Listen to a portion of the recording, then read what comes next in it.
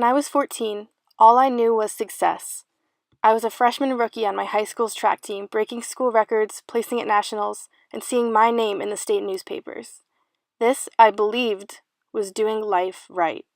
I believed my talent and success were what made me, me. And then I lost it all. Could a simple iron deficiency and shin injury truly be enough to take away everything that made up my identity? Of course not, because none of that ever defined who I was.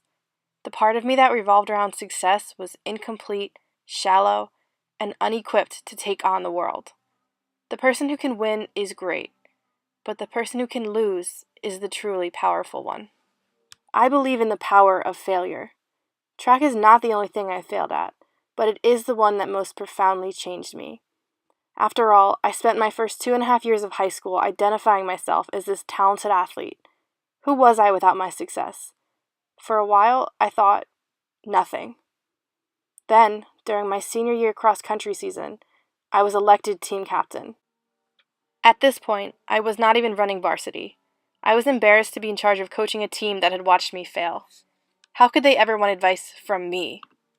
But they did. Runners that were years younger than I, yet running much faster, respected me and came to me for help. I realized I still had value to the team without my physical talent. This led me to the revelation that I still had value as a person without my talent.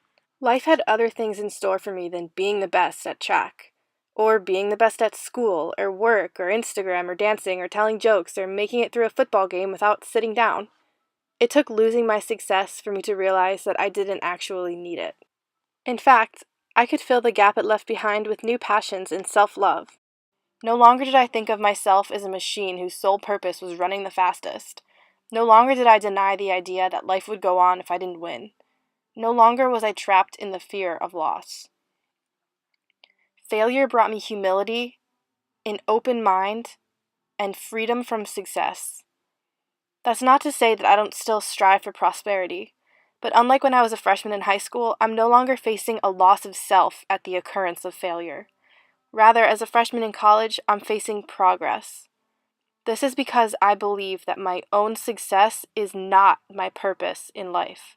As it turns out, all I needed was to experience losing this success and seeing that the sun still rose and my heart was still beating, to realize that I shouldn't focus so much energy on perfection. My life can be full of failures and still be incredibly fulfilling and influential, but only if I accept the loss, apply the lesson, and get back up.